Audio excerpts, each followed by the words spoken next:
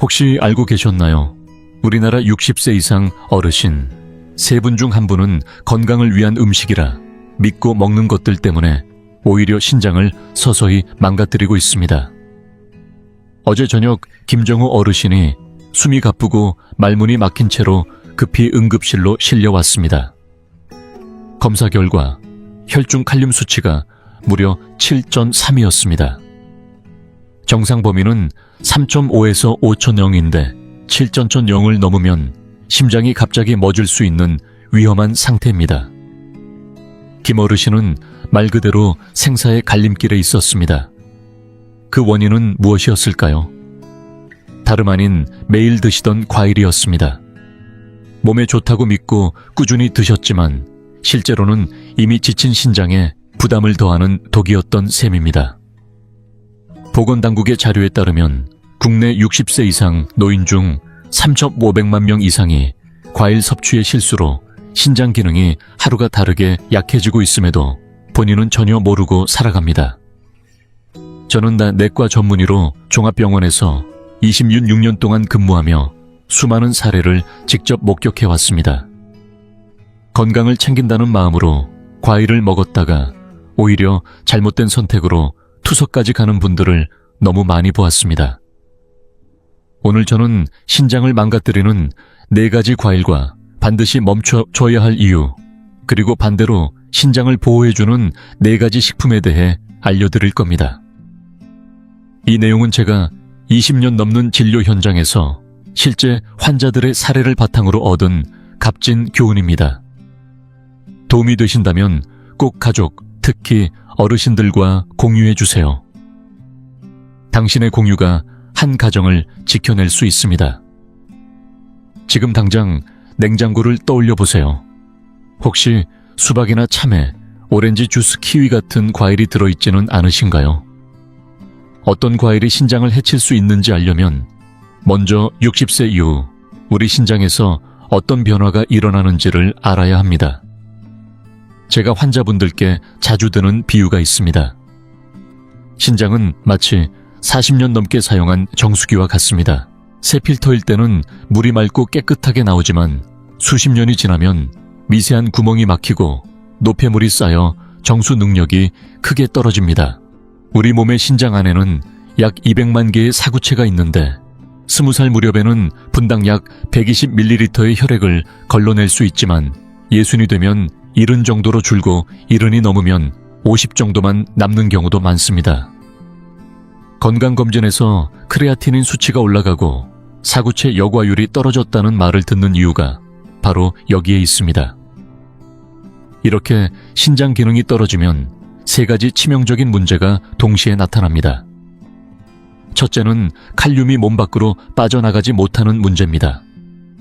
칼륨은 심장 박동과 근육 수축을 조절하는 중요한 전해질인데 신장이 약해지면 남은 칼륨을 배출하지 못하고 혈액 속에 쌓이게 됩니다.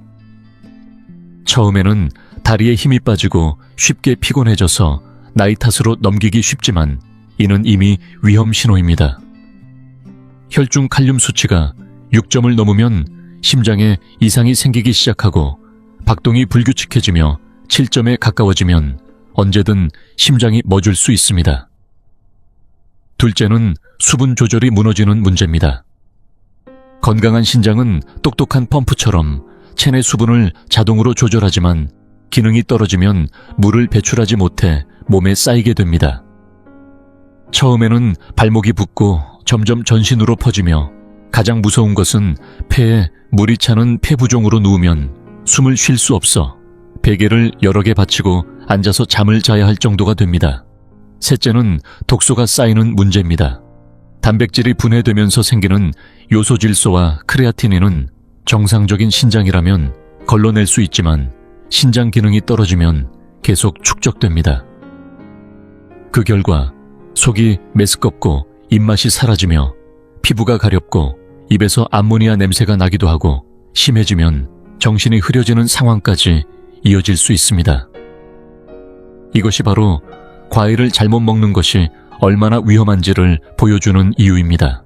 어떤 과일들은 칼륨 함량이 유독 높아서 신장이 건강한 사람에게는 큰 문제가 없지만 이미 기능이 떨어진 노년층에게는 마치 불길에 기름을 붓는 격이 됩니다. 그렇다면 구체적으로 어떤 과일들이 신장에 해로운 숨은 적일까요? 첫 번째는 바로 수박입니다. 여름이면 대형마트나 시장에서 큰 수박을 사다 냉장고에 넣고 더울 때마다 몇 조각씩 꺼내 먹는 경우가 많습니다. 하지만 수박의 95%는 수분입니다. 몇 조각만 먹어도 사실상 물 여러 컵을 들이킨 것과 같고, 중요한 건 수박은 한두 조각에서 멈추기 어렵다는 점입니다. 어느새 반통이 사라지곤 하죠. 이건 짧은 시간 안에 1리터 이상의 물을 마신 셈인데, 신장 기능이 떨어진 어르신의 몸에서는 이런 수분을 전혀 처리하지 못하고 그대로 몸속에 쌓이게 됩니다. 게다가 수박의 칼륨 함량도 낮지 않습니다. 100g당 110mg, 반통이면 무려 1100mg에 달해 하루 권장 섭취량의 절반 이상을 차지합니다. 작년 여름 서울 강동구에 사시는 81세 김화자 어르신이 급하게 실려 온 적이 있습니다.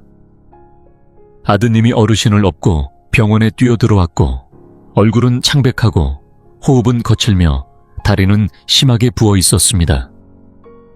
산소 포화도는 82%, 혈중 칼륨 수치는 6.9 크레아티닌, 3.2 사구체 여과율은 25에 불과했습니다. 알고 보니 무더운 날씨에 아드님이 어머니 드시라고 수박을 매일 사다 드렸고, 김 어르신은 하루에 거의 반통씩 드신 겁니다. 거의 2주 동안이나요. 수분이 빠지지 못하니 폐로 쌓였고 숨이 막히기 시작했고, 칼륨이 빠지지 않으니 심장이 위험해졌습니다. 우리는 응급실에서 이뇨제와 칼륨 배출 치료를 동시에 진행했고, 의료진 모두가 3일 밤낮을 집중 치료한 끝에 겨우 생명을 건졌습니다. 퇴원할 때 저는 꼭 당부드렸습니다. 수박은 다시는 드시지 마시고 단 한 조각도 안 됩니다.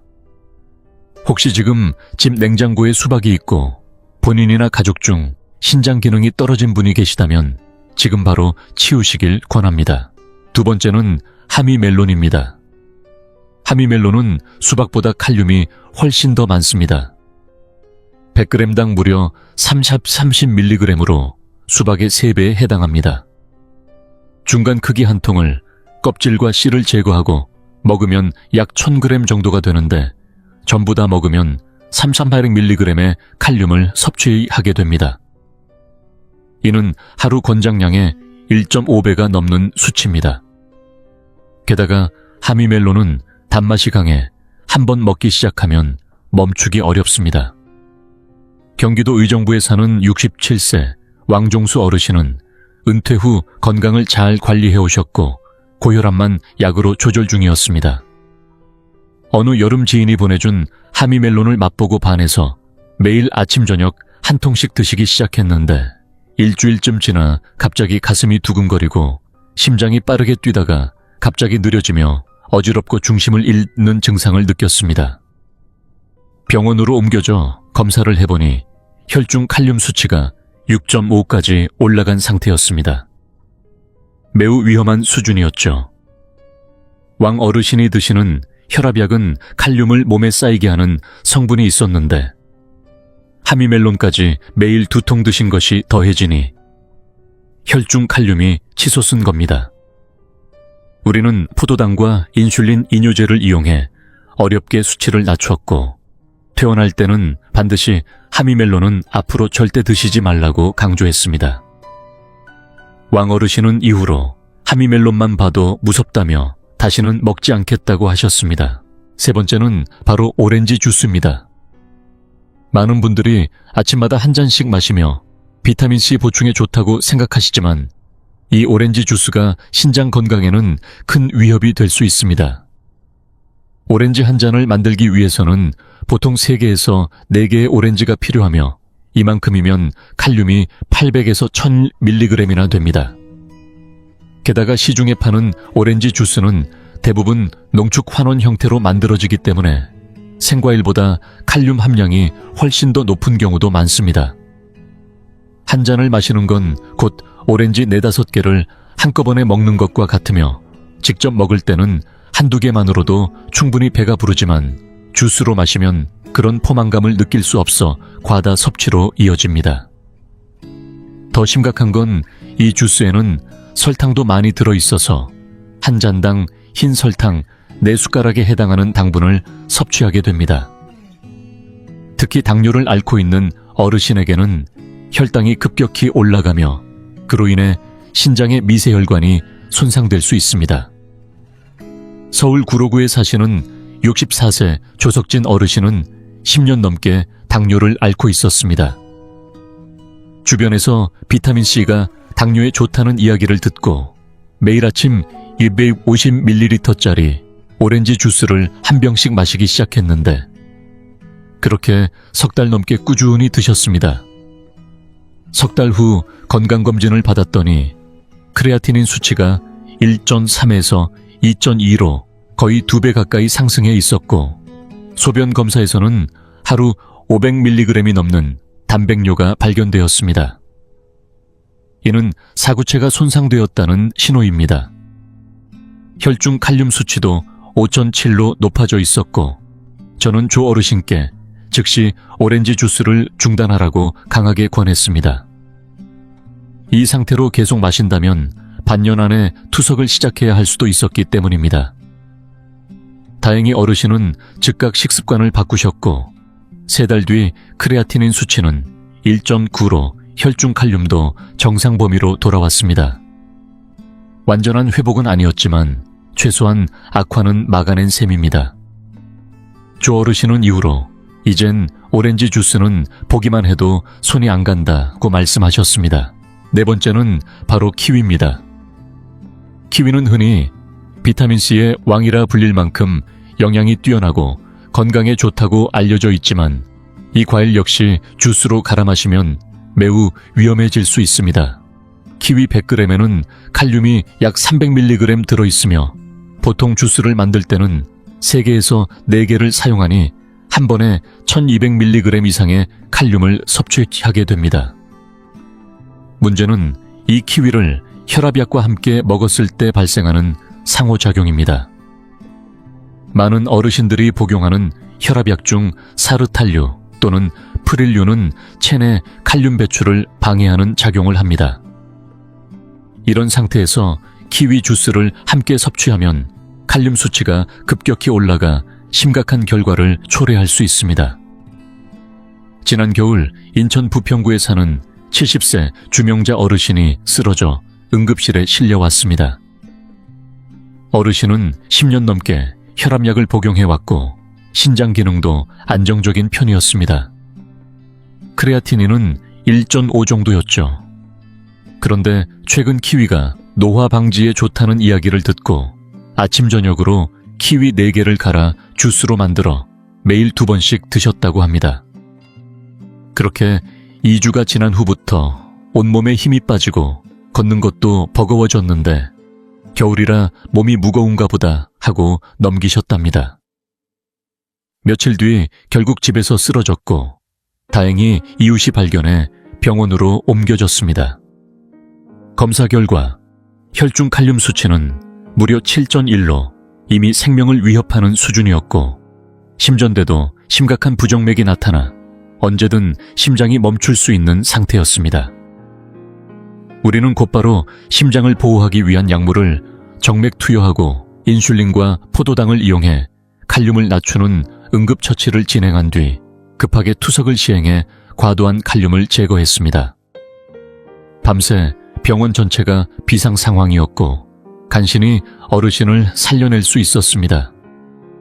하지만 이미 신장은 심각하게 손상된 상태였고 크레아티닌 수치는 38까지 올라갔으며 사구체 여과율은 15로 떨어져 결국 주기적인 투석이 불가피해졌습니다.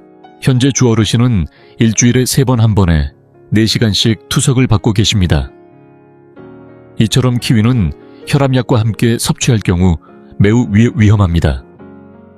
특히 사르탄 계열, 프릴 계열 약을 복용 중인 분들은 반드시 키위를 피해야 합니다. 이미 신장 기능이 좋지 않은 경우라면 키위는 아예 입에 대지 않는 것이 가장 안전합니다. 여기까지 들으시고 나면 이렇게 묻는 분도 계실 겁니다. 그럼 이런 과일들은 다 먹지 말라는 건가요? 신장에 진짜 좋은 과일은 없는 건가요? 물론 있습니다. 그리고 그 효과는 실제로도 매우 뛰어납니다. 저 역시 수많은 환자분들을 임상에서 직접 지켜보며 확인한 결과이고, 그중 많은 분들이 이런 식품을 통해 신장 기능이 눈에 띄게 호전된 사례가 있습니다. 첫 번째는 바로 블루베리입니다. 제가 신장 질환이 있는 분들께 가장 많이 추천하는 과일이기도 합니다. 블루베리는 칼륨 함량이 매우 낮아 100g당 고작 77mg 정도에 불과합니다. 수박의 3분의 1, 하미멜론의 4분의 1 수준밖에 안 됩니다. 하지만 무엇보다도 블루베리에는 강력한 항산화 물질인 안토시아닌이 풍부하게 들어 있습니다. 사구체가 손상되는 큰 원인 중 하나가 바로 산화 스트레스와 염증인데, 이 안토시아닌이 체내 활성산소를 제거하고 염증을 줄여주어 신장 조직을 보호하는데 탁월한 역할을 합니다. 2023년에는 세계적으로 권위 있는 의학 저널인 랜시스에 실린 연구 결과가 화제가 되었습니다. 만성 신장질환 환자 5,000명을 3년간 관찰한 연구였는데, 하루 100g의 블루베리를 꾸준히 섭취한 사람은 사구체 여과율의 감소 속도가 현저히 느려졌고 투석까지 진행된 비율도 단 12%였습니다. 반면 블루베리를 먹지 않은 사람 중에서는 28%가 투석 치료로 이어졌습니다. 실제로 제가 진료했던 69세 김성기 어르신은 크레아티닌 수치가 2.5였고 사구체 여과율은 30으로 담당 의사가 1, 2년 안에 투석 가능성이 높다고 이야기한 상태였습니다. 저는 어르신께 하루 100g의 블루베리를 2번으로 나누어 드시라고 권했고, 동시에 단백질과 염분 섭취를 줄이도록 식단을 조정해 드렸습니다. 김 어르신은 매우 성실하게 실천하셨고 3개월 후 수치가 2.2로 떨어졌고 6개월 후에는 2.0, 1년이 지나서는 1.8로 안정되었습니다.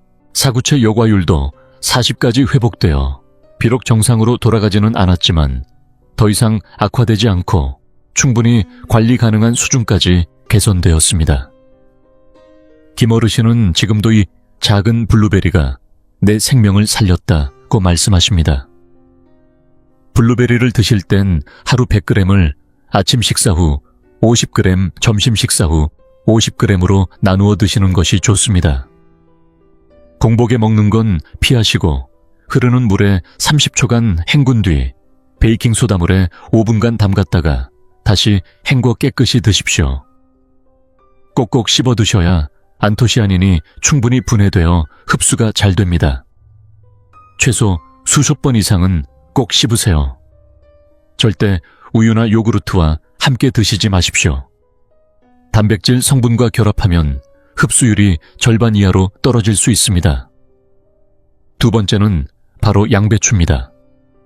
흔히 북쪽 지역에서는 결구배추, 남쪽에서는 양배추 또는 양상추라고도 부르는데, 매우 평범해 보이지만 신장을 보호하는데 아주 탁월한 작용을 합니다.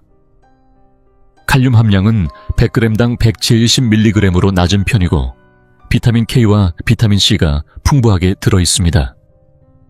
비타민 K는 혈액 응고를 도와 출혈이 잦은 신장 질환자에게 특히 도움이 되고, 비타민 C는 면역력을 높여 감염을 줄이는 데 효과가 있습니다. 더불어 양배추에는 설포라판이라는 성분이 들어있는데, 이 성분이 체내 항산화 효소를 활성화시켜 신장세포를 손상으로부터 보호해줍니다. 2024년 대한영양학회에서 발표한 임상영양 가이드에서도 양배추는 신장질환자에게 가장 적합한 채소로 소개되었습니다. 실제로 66세 장상진 어르신은 크레아티닌 수치가 3001 사구체 여과율이 22로 만성 신부전 4기에 해당하며 병원에서는 투석을 준비하라고 안내받은 상태였습니다.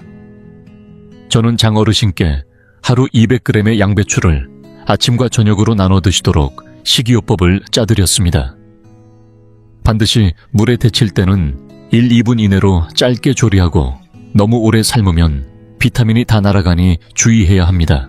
소금은 거의 넣지 말고 참기름이나 다진 마늘 정도만 살짝 넣어 드시는 것이 좋습니다.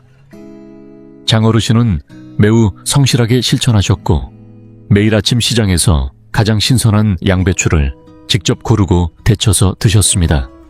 석 달 뒤에는 크레아티닌 수치가 2.7로 내려갔고 6개월 후에는 2.3, 1년 후에는 2.1까지 안정되었습니다.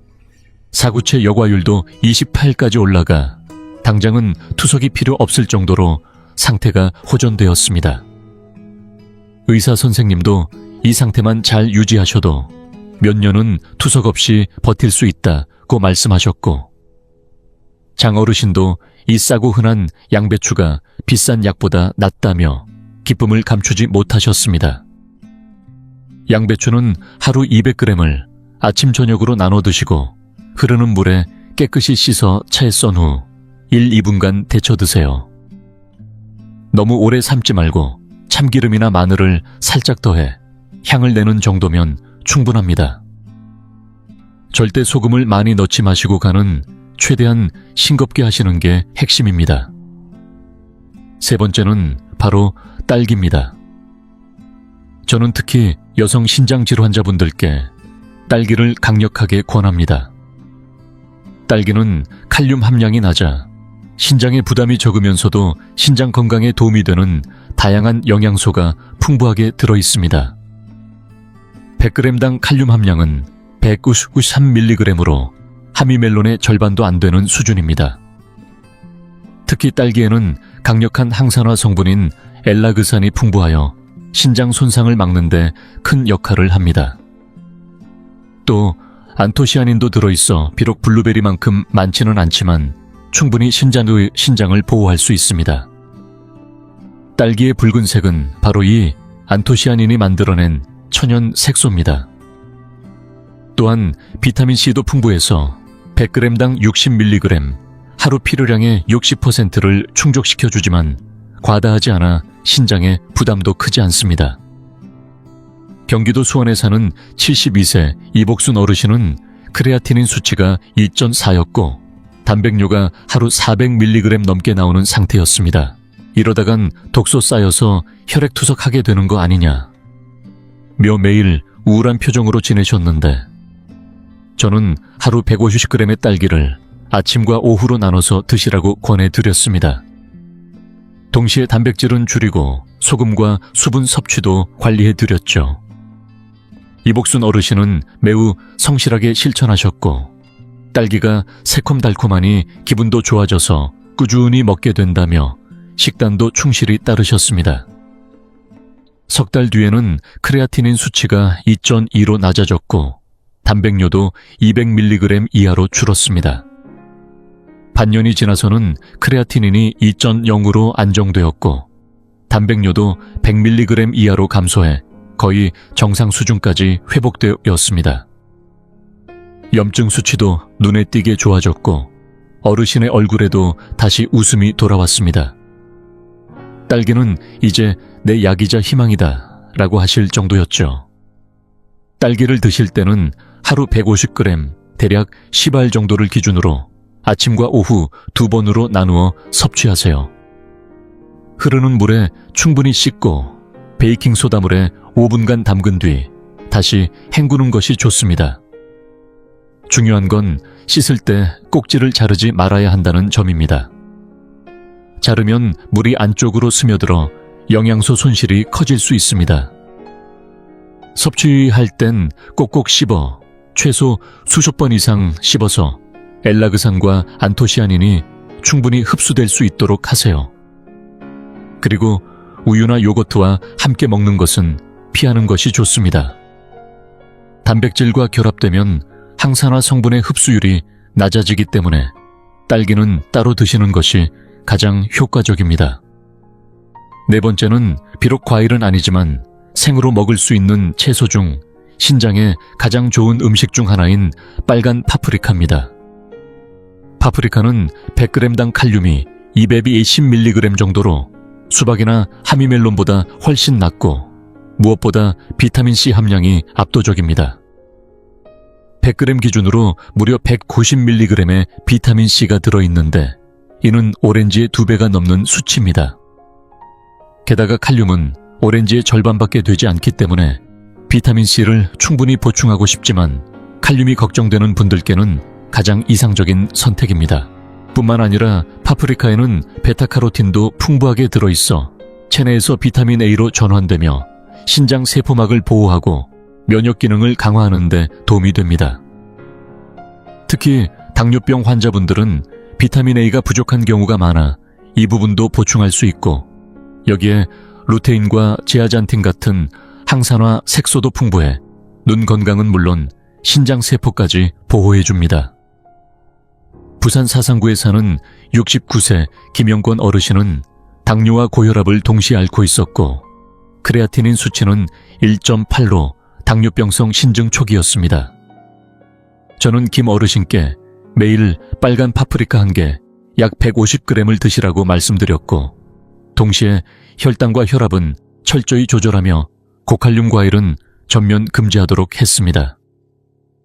김 어르신은 점심 식사 후 파프리카를 씻어 차에 썰고 올리브유 한 숟갈과 함께 생으로 드셨습니다.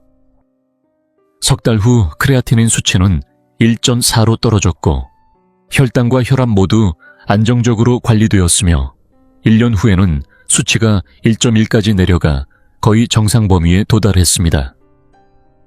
지금도 김 어르신은 겨울에도 파프리카를 꼭 챙겨 드시며 이젠 약보다 더 믿음직한 식재료라며 습관처럼 드십니다.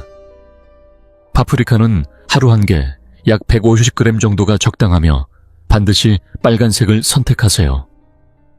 비타민C와 베타카로틴 함량이 가장 높기 때문입니다. 조리하지 말고 생으로 먹는 것이 가장 좋고 잘 씻어 길게 썰어 천천히 꼭꼭 씹어 드세요. 식물 세포벽이 단단하므로 최소 수십 번 이상 씹어야 영양소가 잘 흡수됩니다. 그리고 베타카로틴은 지용성이기 때문에 올리브유 같은 건강한 지방과 함께 먹으면 흡수율이 훨씬 좋아집니다. 이 4가지 음식이 신장에 좋다고 해서 다 해결된 건 아닙니다. 아무리 좋은 음식도 어떻게 먹느냐에 따라 약이 되기도 하고 오히려 해가 되기도 합니다. 똑같은 음식을 먹었는데 어떤 사람은 호전되고 어떤 사람은 효과가 없었던 이유, 바로 먹는 방식에 차이가 있었기 때문입니다. 지금부터 말씀드릴 5가지 황금 식사 원칙 반드시 기억하시고 지켜주셔야 합니다. 첫 번째는 먹는 시간입니다. 과일이나 채소는 반드시 식사 후 1시간 뒤에 드셔야 합니다. 공복에 과일을 먹으면 당분이 빠르게 흡수되어 혈당이 갑자기 치솟게 되는데 특히 당뇨병이 있는 어르신들에게는 아주 위험할 수 있습니다. 식후 1시간이 지나면 음식이 어느 정도 소화된 상태에서 과일의 당분이 천천히 흡수되어 혈당이 급격히 오르지 않습니다. 또한 밤 7시 이후에는 절대로 과일을 드시지 마세요. 이 시간 이후에 먹은 당분은 대부분 지방으로 바뀌어 체내에 축적되고 수분도 배출되지 못해 다음날 아침에 얼굴이 붓거나 손발이 무거워질 수 있습니다. 특히 밤에는 신장 기능이 낮아져 칼륨 배출 능력도 떨어지므로 저녁 시간에 과일 섭취는 피해야 합니다. 가장 좋은 시간은 아침이나 점심 식사 후 1시간입니다. 두 번째는 섭취량 조절입니다. 아무리 몸에 좋은 것도 많이 먹으면 독이 됩니다. 블루베리는 하루 100g, 딸기는 150g, 양배추는 200g, 빨간 파프리카는 하루 1개 정도로 정해진 양을 초과하지 마세요. 많이 먹으면 더 낫겠지라는 생각은 위험합니다. 과도한 섭취는 오히려 칼륨 축적이나 당분 과잉으로 신장에 큰 부담을 줄 수 있습니다. 세 번째는 나누어 먹기입니다.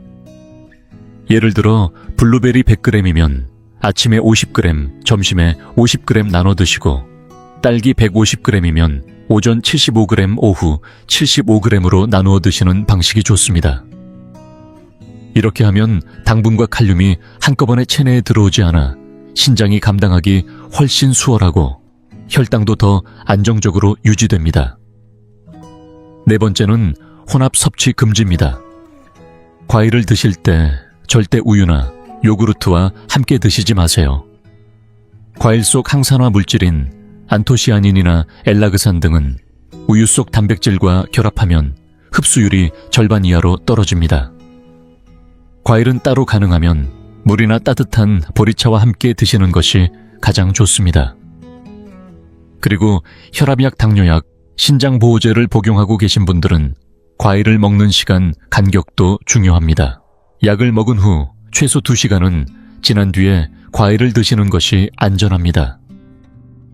과일 속 성분이 약물 흡수를 방해하거나 약효를 바꿔놓을 수 있기 때문입니다. 다섯 번째는 꼭꼭 씹어 먹기입니다. 과일은 반드시 최소 30번 이상 꼭꼭 씹어 드셔야 합니다. 천천히 씹는 습관을 들이면 자연스럽게 세포벽이 잘게 부서지고 그 속에 들어있는 영양 성분들이 효과적으로 추출되어 흡수가 훨씬 잘 됩니다.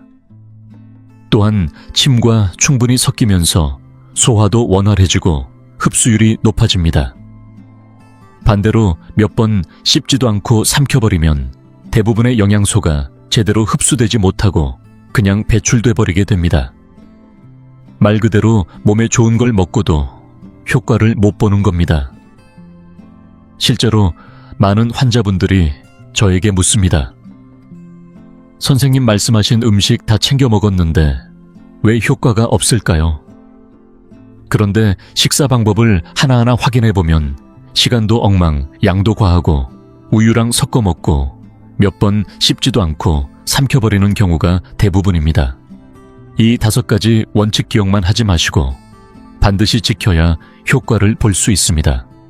신장은 우리가 정성을 쏟은 만큼 반응해주는 장기입니다. 정해진 방식대로 올바르게 먹는 것, 그것이 신장 건강을 지키는 첫걸음입니다. 이제 제가 실제로 경험한 한 환자 이야기를 들려드리겠습니다.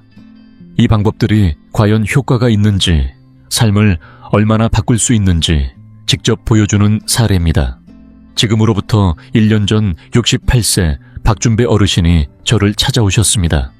지금도 그날의 모습이 생생히 기억납니다. 안색은 누런 흑빛이었고 두 다리는 기둥처럼 퉁퉁 부어 있었으며 계단을 오를 때마다 3번은 멈춰 서야 할 정도로 상태가 심각했습니다. 검사를 마치고 결과를 확인한 순간 제 마음도 무거워졌습니다. 크레아티닌 수치 3.5, 사구체 여과율, 이시, 혈중 칼륨 5.8.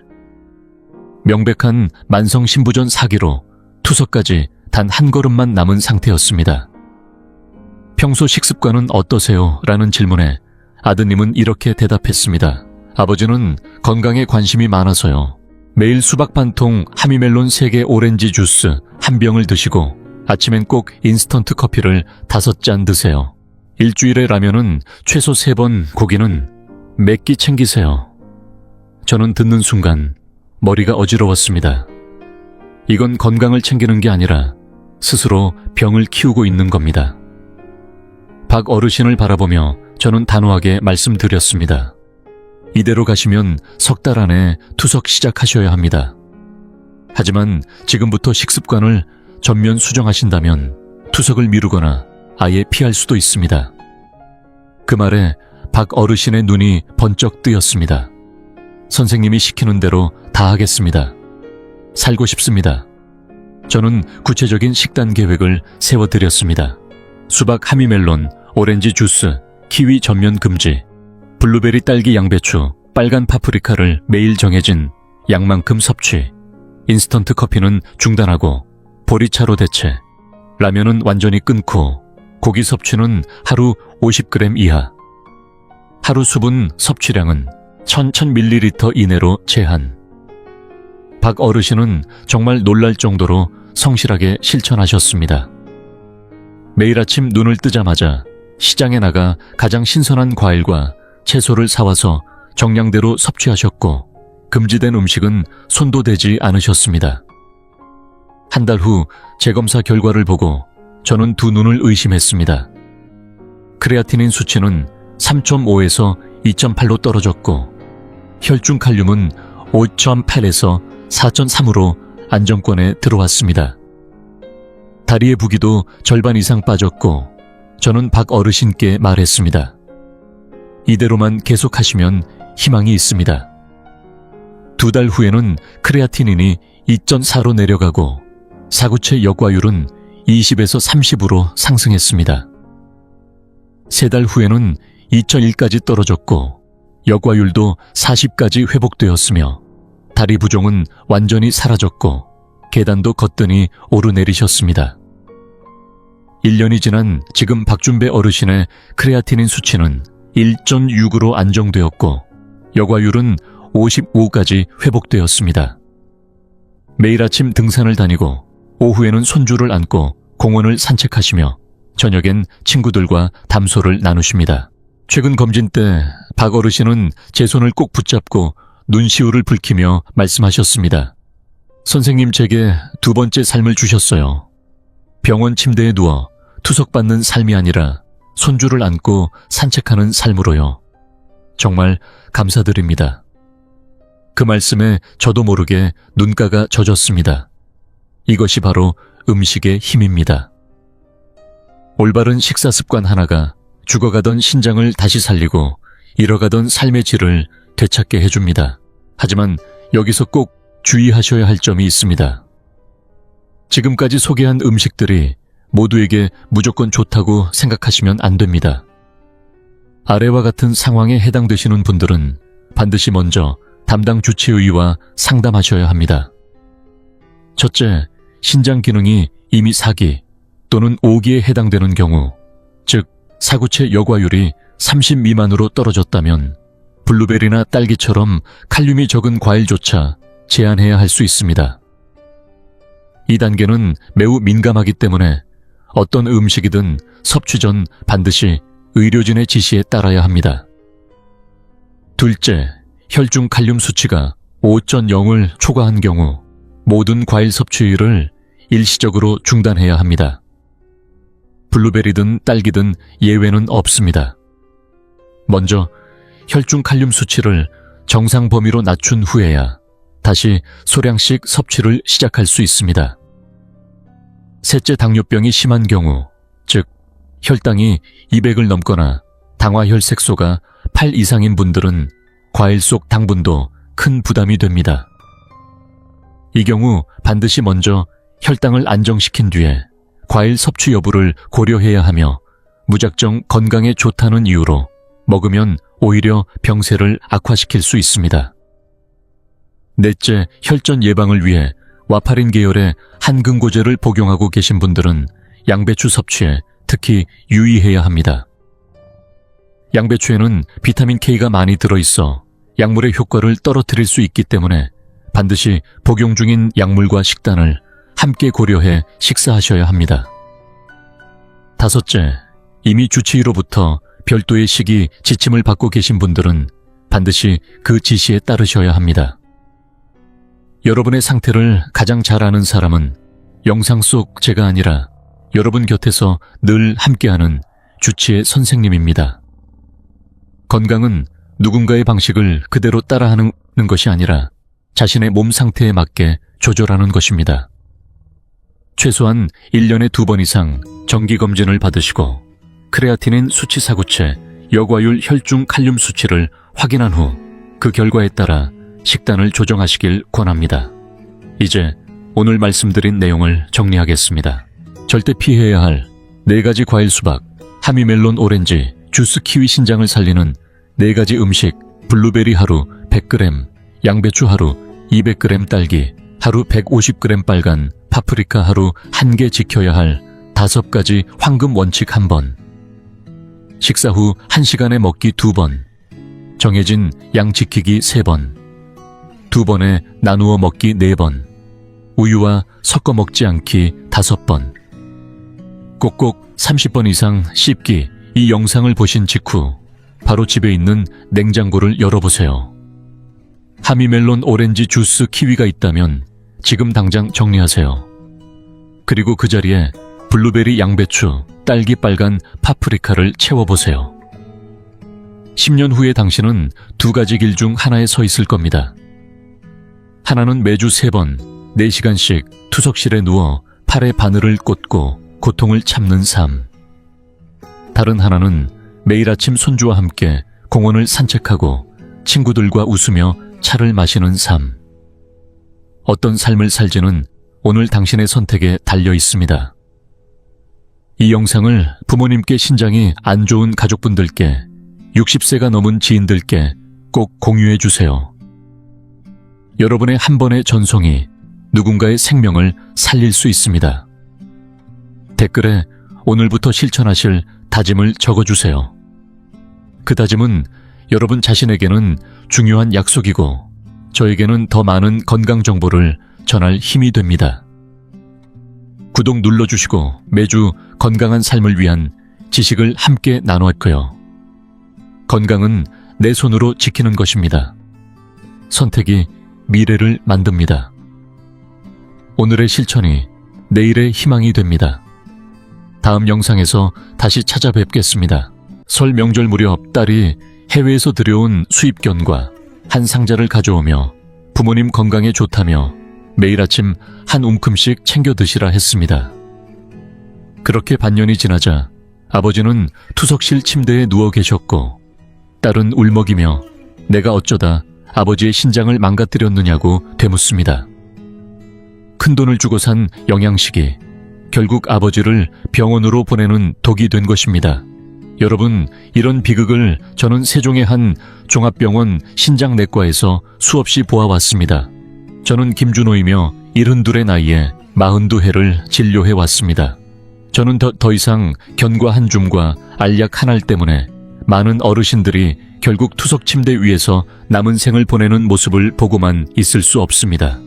의학 통계를 보면 60이 넘은 어르신 3분 중 1분은 이미 신장 기능이 떨어지고 있으며 그중 8할은 그 이유조차 모른 채 지내고 있습니다. 신장은 침묵하는 장기라 망가져도 바로 아프지 않다가 통증을 느낄 즈음엔 대개 너무 늦습니다. 오늘 저는 값이 아무리 비싸도 반드시 끊어야 할 견과 3가지와 벼랑 끝에 선 신장을 다시 끌어올릴 수 있는 견과 3가지를 말씀드리려 합니다. 이는 제가 42해 동안 직접 보고 겪은 현실의 경고이며 과장이 아닙니다.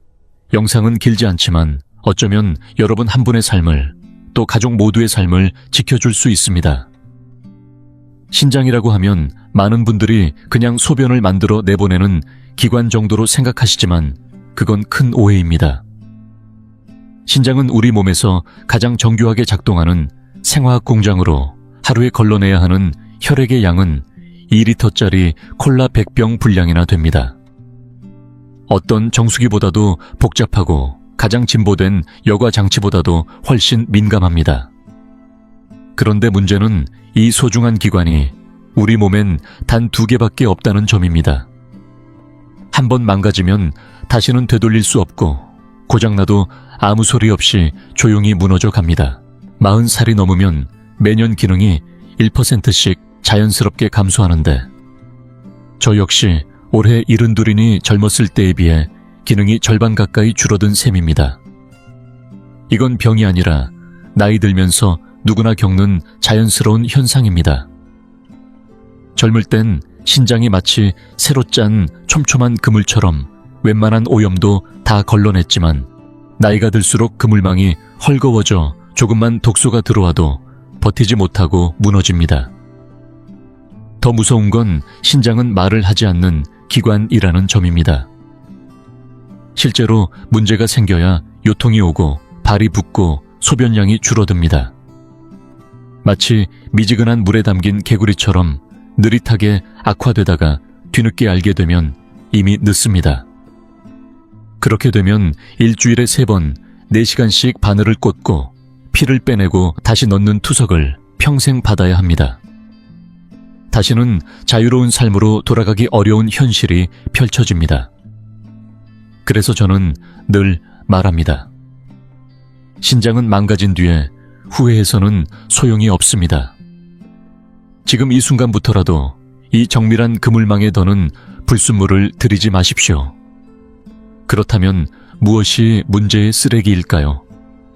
지금부터 말씀드릴 3가지 견과가 바로 여러분의 신장 여과망을 가장 먼저 무너뜨리는 주범입니다. 첫 번째는 브라질 너트입니다. 겉보기에는 큼직하고 단단하며 수입 매장에 가면 비싸게 진열되어 있어 이름조차 낯설지만 한 번쯤은 다들 보셨을 겁니다. 항암에 좋다, 미네랄에 보고다 하는 말에 형편이 되는 자녀들이 부모님 건강을 생각해 한 상자 2상자씩 사다 드리곤 하지요. 그러나 분명히 말씀드립니다. 이 견과는 노년층에게는 달콤한 포장지를 두른 독과 같습니다. 이유는 간단합니다. 브라질 너트 한 알에 들어있는 셀레늄의 양이 성인이 하루에 필요로 하는 양의 2배에 달하기 때문입니다. 젊을 때는 신장이 튼튼해 남는 성분을 어느 정도 배출할 수 있지만 나이가 들면 이야기가 달라집니다. 신장 기능이 절반으로 줄어든 상태에서는 배출되지 못한 성분이 혈액 속에 쌓여 마치 강한 산처럼 신장 세관을 조금씩 부식시킵니다. 의학적으로는 셀레늄 중독이라고 부르며 증상은 메스꺼움과 구토 손톱의 변형 탈모로 시작해 심하면 급성 신부전으로까지 이어집니다. 작년에 제가 서울의 한 대학병원에서 진료했던 박정희 어르신이 그랬습니다. 68이던 그분은 아들이 해외에서 가져온 브라질 너트를 몸보신과 암 예방에 좋다며 소중히 여기셨고 매일 아침 5알, 6알을 두유에 타 드셨습니다. 영양을 2배로 챙긴다고 믿으셨지요. 그런데 석 달쯤 지나자 속이 울렁거려 음식이 넘어가지 않고 손톱에 하얀 가로줄이 나타났습니다. 아들이 급히 병원으로 모셔왔고 검사 결과 혈중 수치가 크게 치솟아 신장 기능은 30%만 남아있었습니다. 제가 최근에 특별히 드신 것이 있느냐고 묻자 아들이 사온 견과를 아깝다며 매일 먹었다고 하셨고 그 말을 듣는 순간 원인을 알 수 있었습니다. 그분은 눈물을 흘리며 김준호 의사님, 저는 몸에 좋으라고 먹었을 뿐인데 왜 병이 됐느냐고 하셨습니다. 저 역시 마음이 아팠습니다. 이런 일은 충분히 막을 수 있었기 때문입니다. 더 안타까운 점은 브라질 너트에 인과 칼륨도 많다는 사실입니다. 신장이 약한 분들은 이를 배출하지 못해 몸은 균형을 맞추려고 뼈에서 칼슘을 끌어다 쓰게 되고 그 결과 신장도 손상되고 뼈도 약해지는 이중의 피해를 입습니다. 그래서 제 조언은 단순합니다. 집에 브라질 너트가 있다면 얼마를 주고 샀든 오늘 당장 버리십시오. 몇만 원이 아까워 망설일 필요가 없습니다. 신장과 바꿀 만큼 값진 것은 아니기 때문입니다. 두 번째로 반드시 피해야 할 견과류는 많은 분들이 더 의외로 느끼실 수 있습니다. 바로 아몬드입니다. 마트에서 쉽게 구할 수 있고 건강에 좋다는 이유로 많은 어르신들이 아침에 한 줌, 오후에 한 줌 텔레비전을 보며 또 한 줌 그렇게 하루에 반 근씩 드시는 분도 계시죠. 그런데 문제는 이 아몬드에 있습니다. 아몬드에는 수산이라는 성분이 아주 많이 들어있는데 이 수산이 몸속에서 칼슘과 만나면 아주 단단하고 날카로운 돌로 바뀝니다. 바로 수산칼슘 결석입니다. 이 돌들이 신장 안에 생기면 마치 유리 조각처럼 여과망을 이곳저곳 긁고 찌르며 상처를 냅니다. 신장 세관이 이렇게 손상되면 피가 나고 염증이 생기며 결국 흉터가 남게 되죠. 흉터가 쌓이면 신장은 점점 제 기능을 하지 못하게 됩니다. 제가 진료했던 분 중에 대전에 이영수 선생님이 계셨습니다. 55세, relatively. 젊은 나이였지만 건강관리에 철저하신 분이었지요. 기름진 음식 단 음식은 절대 입에도 안 대시고 매일 아침에는 아몬드를 한 공기씩 챙겨 드셨습니다. 그렇게 2년을 지속하셨고 어느 날 밤중에 갑작스럽게 허리에 칼로 찌르는 듯한 통증에 깨어나 바닥을 구르며 식은땀에 온 침대가 젖어 응급실로 실려 오셨습니다. 검사 결과 양쪽 신장에 콩알만한 결석이 꽉 차 있었지요. 이영수 선생님은 놀라며 물으셨습니다. 나는 우유도 안 마시고 두부도 안 먹는데 칼슘이 어디서 생긴 겁니까? 저는 설명드렸습니다. 아몬드 안의 수산이 혈액 속 칼슘을 붙잡아 돌을 만든다고요. 칼슘 보충제를 따로 먹지 않아도 돌은 얼마든지 생깁니다. 더 무서운 건 당뇨나 고혈압이 있는 분들은 원래 신장 혈관이 약해져 있는 상태입니다. 그런데 이 상태에서 결석이 지나가면 신장에 가해지는 손상은 훨씬 더 심각해지지요. 결석이 너무 커서 자연 배출이 어려운 경우에는 충격파로 깨는 시술을 하기도 하지만 안타깝게도 그 시술은 단지 돌만 제거할 뿐이고 이미 손상된 신장 조직은 복구할 수 없습니다. 그래서 제 조언은 명확합니다. 집에 아몬드를 많이 쌓아두신 분들, 특히 포장도 안 된 채로 대량으로 사두신 분들은 오늘부터 즉시 드시는 걸 멈추십시오. 가끔 몇 알 정도는 괜찮지만 매일 끼니마다 드시는 습관은 반드시 중단해야 합니다. 이 작은 변화가 신장을 지키는데 결정적인 차이를 만들어낼 수 있습니다. 세 번째로 경계해야 할 견과류는 바로 땅콩입니다. 이 이야기를 들으시면 많은 분들이 이렇게 말씀하실 겁니다.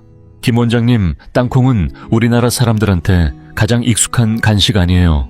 맞습니다. 삶은 땅콩 오향, 땅콩 술안주용, 땅콩까지 없는 집이 없고 아침 시장만 가도 어르신들이 줄을 서서 사가시는 흔한 식재료입니다. 하지만 저는 단호히 말씀드립니다. 땅콩은 신장에 3가지 해를 동시에 주는 숨은 3중 살인자입니다. 첫 번째 위험은 곰팡이입니다. 땅콩은 껍질이 얇고 수분을 잘 머금기 때문에 조금만 습하면 쉽게 곰팡이가 핍니다. 많은 어르신들이 조금 눅눅하지만 괜찮겠지 하며 햇볕에 말려 다시 드시곤 하지만 이때 생기는 황색 곰팡이. 독소는 세계보건기구가 지정한 1급 발암물질로 간을 먼저 해치고 이어서 신장까지 망가뜨립니다. 눈에 보이지도 않고 냄새도 없으며 끓여도 볶아도 사라지지 않습니다. 두 번째는 바로 소금입니다. 시중에서 판매되는 땅콩의 대부분은 이미 짜게 가공되어 있습니다. 특히 조림 땅콩이나 양념 땅콩은 표면의 소금 결정이 반짝일 정도로 많이 묻어 있습니다. 나트륨 섭취가 많아지면 혈압이 오르고 높은 혈압은 신장의 미세혈관을 마치 망치로 두들기듯 손상시켜 파열을 일으킵니다.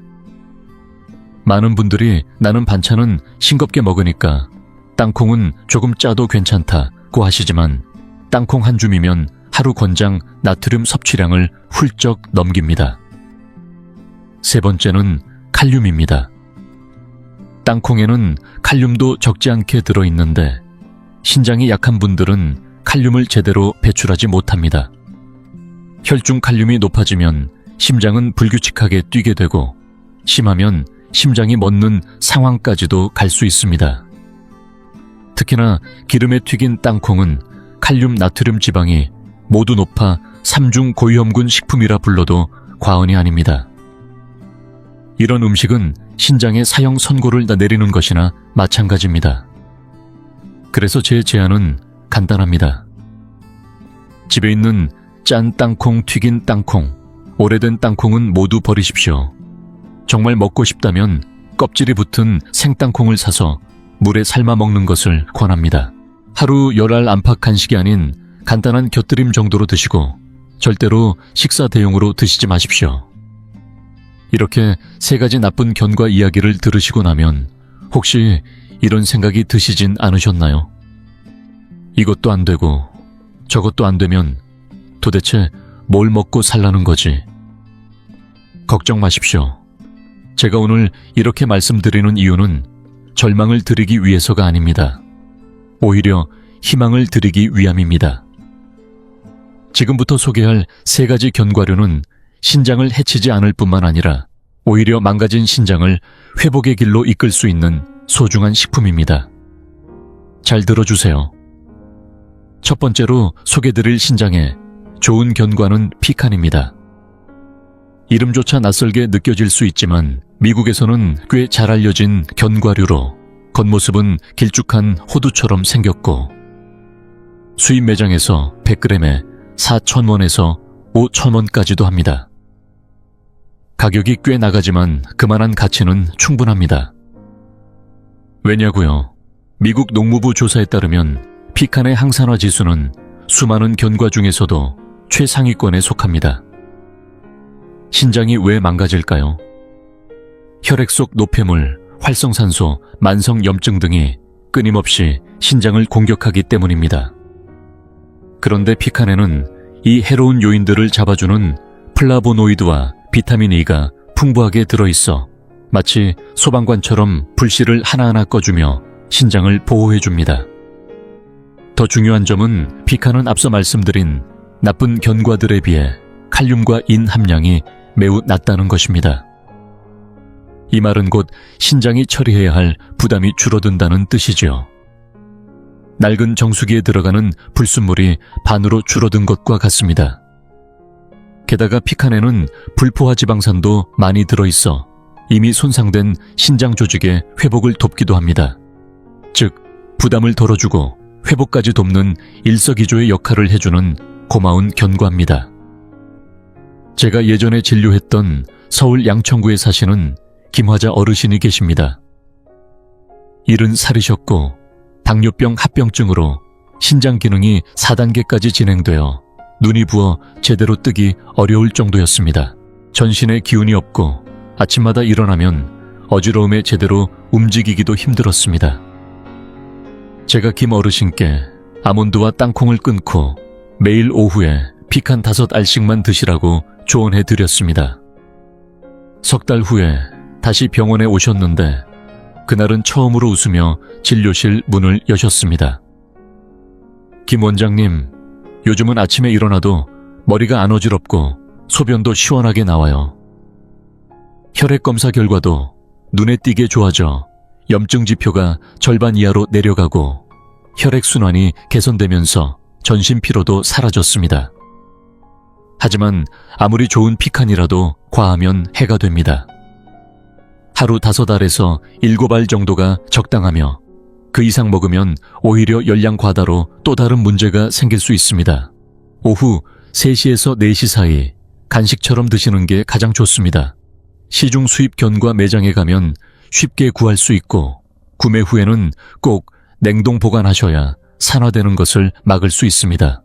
오늘 저녁 장 보러 가신다면 한 봉지 들러보시고 내일부터 바로 실천해보시길 권해드립니다. 분명히 몸이 가볍고 달라지는 걸 느끼실 겁니다. 두 번째로 소개드릴 신장 건강 견과는 바로 호두입니다. 호두는 우리에게 너무나 익숙한 식품으로 예로부터 형상을 닮은 것이 그 기능을 보완한다 는 말처럼 뇌를 닮아 머리에 좋다고 알려져 있습니다. 그런데 알고 보면 호두는 신장에도 아주 좋은 견과입니다. 왜일까요? 우리의 신장은 사실 수백만 개의 미세 혈관이 뒤엉킨 덩어리와도 같습니다. 나이가 들면 이 혈관들이 마치 오래된 고무호스처럼 단단해지고 쉽게 터지기 쉬운 상태가 되지요. 이때 호두에 풍부한 알파 리놀렌산이라는 식물성 오메가3 성분이 혈관을 부드럽게 풀어주고 다시 탄력을 회복시켜줍니다. 혈액이 잘 돌게 되면 신장도 자연스럽게 기능을 되찾게 됩니다. 마치 녹슨 배관에 윤활유를 발라주는 것처럼 말이지요. 제가 기억하는 환자 중에 전주에 사시는 90세 이충은 어르신이 계십니다. 젊을 때부터 고혈압이 있었고 신장 혈관에도 이미 손상이 꽤 진행된 상태였습니다. 제가 60세 때부터 하루도 빠짐없이 아침마다 호두를 챙겨 드시라고 조언드렸고, 어르신은 정말 30년 동안 하루도 거르지 않으셨습니다. 지금도 홀로 아침 산책을 하시고 단백뇨 수치도 안정적으로 유지되고 있습니다. 그 이유는 간단합니다. 신장 혈관에 탄력이 살아있으니 단백질이 소변으로 빠져나가지 않고 잘 유지되는 것이죠. 하지만 호두를 드실 때 주의하실 점이 있습니다. 많은 분들이 호두 속 얇은 갈색 속껍질이 쓰다고 해서 벗겨내고 드시는데, 이건 정말 피해야 할 실수입니다. 왜냐하면 항산화 성분의 90% 이상이 바로 이 얇은 껍질에 들어있기 때문입니다. 껍질을 벗기면 약효를 버리고 껍데기만 남는 셈입니다. 약간 쓴맛이 있더라도 신장을 위해서는 꾹 참고 껍질째 드시는 것이 좋습니다. 그리고 호두는 산화가 빠르기 때문에 냄새가 이상하거나 기름기 도는 산패된 냄새가 날 경우엔 절대 드시면 안 됩니다. 그런 호두는 오히려 독이 됩니다. 가장 좋은 방법은 껍질이 붙은 상태의 생호두를 사서 그때그때 필요한 만큼 까서 드시거나, 껍질을 제거한 제품은 밀봉에 냉장 보관하는 것이 안전합니다. 하루 권장량은 4알에서 6알 사이이며 아침 식사 직후가 흡수에도 좋고 위에 부담도 없습니다. 두유나 미음에 넣어 드셔도 좋고 그냥 생으로 씹어 드셔도 괜찮습니다. 중요한 건 매일 꾸준히 껍질째 드시는 것입니다. 이 습관 하나가 노후의 신장 건강을 지켜주는 큰 힘이 되어줄 겁니다. 세 번째로 소개드릴 신장을 위한 특별한 견과는 바로 아마씨입니다. 아마씨는 크기는 작지만 속에 담긴 에너지는 결코 작지 않습니다. 생김새는 참깨와 비슷하지만 그 효능은 의외로 많은 분들이 모르고 계십니다.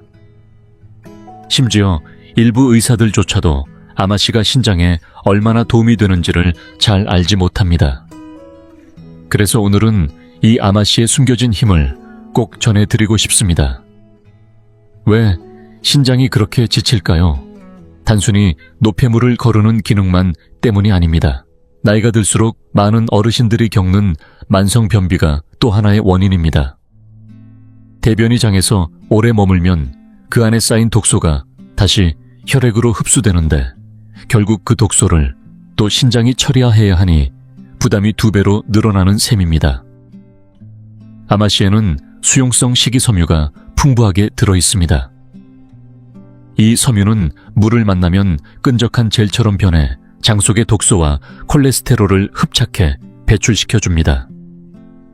마치 장 속을 청소해주는 청소부처럼 혈액으로 흘러들기 전에 미리 독소를 막아주기 때문에 신장이 더 이상 과로하지 않아도 되는 겁니다. 실제로 2023년 영양학 학술지에서도 아마씨가 신장의 염증 지표를 낮춰준다는 연구 결과가 발표된 바 있습니다. 하지만 아마씨를 제대로 먹으려면 반드시 지켜야 할 3가지 원칙이 있습니다. 첫째, 반드시 볶아서 드셔야 합니다. 생아마씨에는 미량의 청산 배당체가 들어있어 익히지 않으면 오히려 독이 될 수 있습니다. 시중에 판매되는 제품을 살 때는 볶았는지 꼭 확인하시고, 직접 볶을 경우에는 약한 불에서 은은한 고소한 향이 날 때까지 조리하시면 됩니다. 둘째, 반드시 곱게 갈아야 합니다. 아마씨는 껍질이 매우 단단해서 통째로 먹으면 소화되지 않고 그대로 배출됩니다. 믹서기나 분쇄기를 사용해 가루로 만들어야만 몸속에서 제대로 흡수됩니다. 셋째, 가장 중요한 것은 물을 반드시 충분히 함께 마셔야 한다는 점입니다. 아마씨 가루는 장 속에서 물을 흡수해 팽창하는 성질이 있기 때문에 물이 부족하면 오히려 장이 막혀 변비가 심해질 수 있습니다. 이 마지막 원칙을 몰라서 문제가 생기는 분들이 생각보다 많습니다. 저는 올해 72입니다. 매일 아침 아마씨 가루 한 숟갈을 요구르트나 죽에 섞어 먹은 후에는 반드시 따뜻한 물을 한 컵 천천히 마시는 습관을 수년째 유지하고 있습니다. 이 습관 덕분에 제장은 편안하고 신장도 훨씬 가볍게 느껴집니다. 여러분도 내일 아침부터 한번 시작해보세요. 단 한 달만 꾸준히 해보시면 몸이 달라졌다는 걸 분명히 느끼실 수 있을 겁니다. 기다리지 마시고 바로 실천해보시길 바랍니다. 이 작지만 강력한 씨앗 하나가 여러분의 신장을 지켜줄 든든한 동반자가 되어줄 겁니다. 신장에 나쁜 견과류 6가지를 모두 말씀드렸지만 여기서 꼭 한 가지 더 짚고 넘어가야 할 위험이 있습니다. 바로 많은 어르신들이 평소에 자주 드시는 진통제입니다. 이 진통제는 때로 나쁜 견과보다도 신장을 10배 이상 망가뜨릴 수 있는 무서운 존재입니다. 특히 집에 상비약처럼 두고 아플 때마다 아무 생각 없이 드시는 분들이 많습니다. 예를 들어 이부프로펜, 나프록센 같은 일반적인 소염 진통제는 신장 혈관을 넓혀주는 전립선 호르몬 생성을 억제하는데 이것이 결국 신장 혈류를 막고 조직괴사를 유발할 수 있습니다. 마치 가뭄에 유일하게 남아있는 수로를 막아버리는 것과도 같습니다.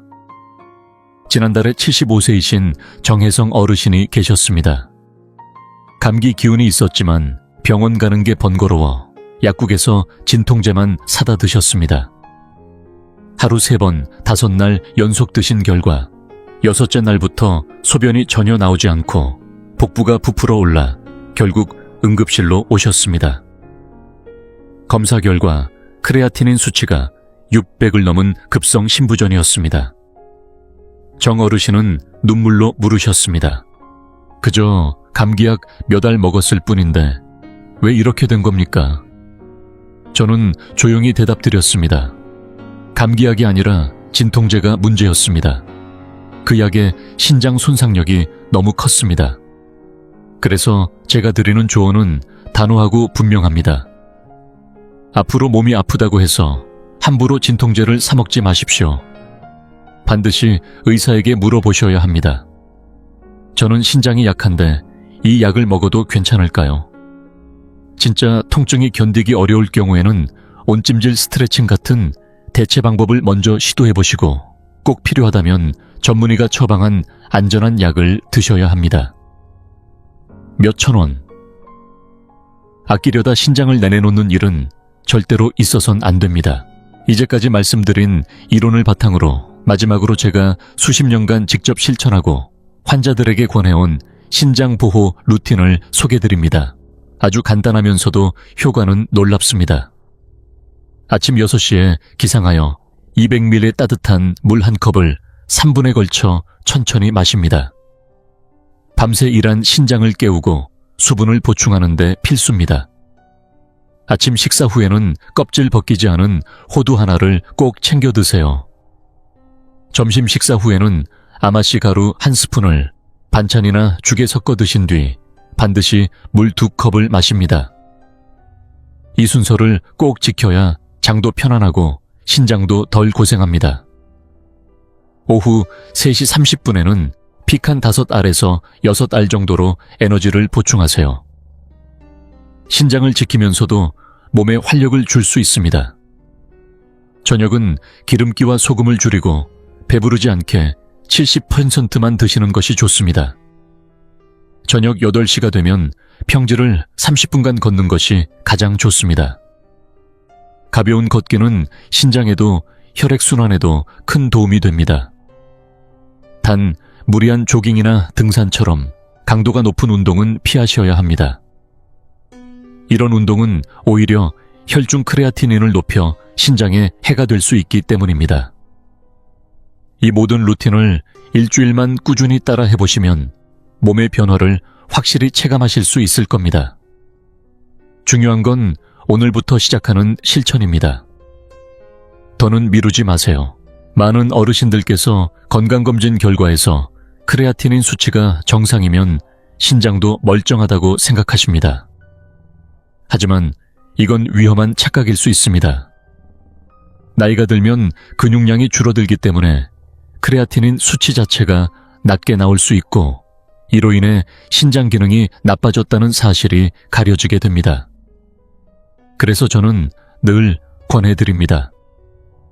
다음 건강검진 때는 반드시 시스타틴C 검사를 함께 받아보시라고요. 이 수치는 근육량의 영향을 받지 않기 때문에 현재 신장 상태를 훨씬 정확하게 보여줍니다. 병원에 가시면 의사 선생님께 이렇게 말씀하세요.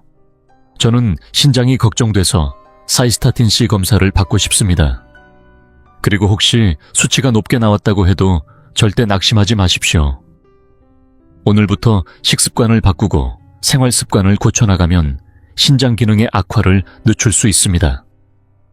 저는 그런 사례를 수없이 많이 봐왔습니다.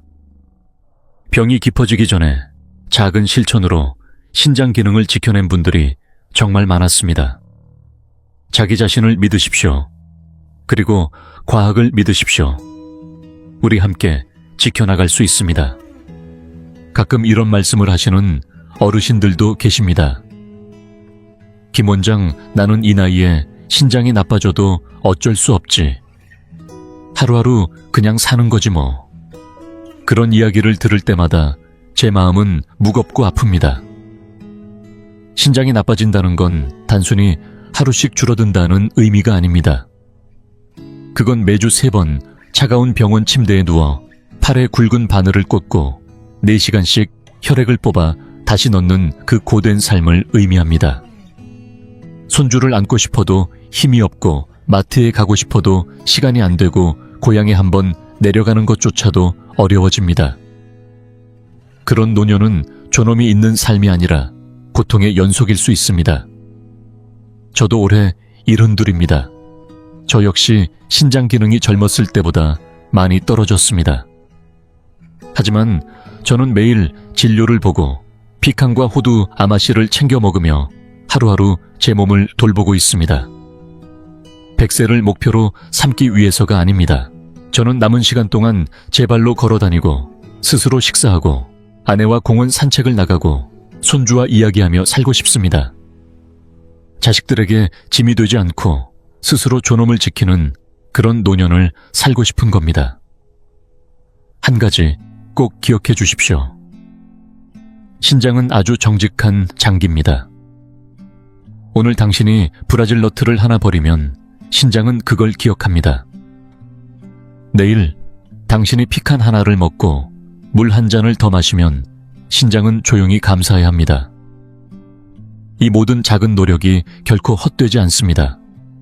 비록 신장 기능이 다시 예전으로 돌아가지는 않더라도 지금의 기능을 잘 유지하고 남은 삶을 함께할 수 있도록 도와줄 수는 있습니다. 요즘 많은 분들이 건강하게 100세라는 말을 하십니다. 참 듣기 좋은 말이지요. 하지만 병원 침대에 누워 생명만 연장되는 100세는 우리에게 의미 없는 숫자일 뿐입니다. 우리가 원하는 건 단순한 장수가 아니라 품격 있는 건강한 장수입니다. 그러니 오늘 이 영상을 다 보셨다면 바로 주방으로 가서 집에 쌓여있는 브라질 너트, 아몬드 땅콩부터 버리세요. 내일은 슈퍼에 들러 호두, 피칸, 아마씨, 가루를 사오십시오. 모레부터는 제가 알려드린 루틴을 따라 일주일만 실천해보세요. 여러분의 신장은 아직 포기하지 않았습니다. 저 역시 포기하지 않을 겁니다. 저는 앞으로도 여기에서 여러분과 함께 신장을 지켜나갈 것입니다. 이 영상이 도움이 되셨다면 좋아요. 한번 눌러주시고 댓글로 오늘 어떤 견과를 버리셨는지 알려주세요. 여러분의 이야기가 또 다른 분들의 생명을 살릴 수 있습니다. 영상을 가족 친구들에게도 꼭 공유해주세요.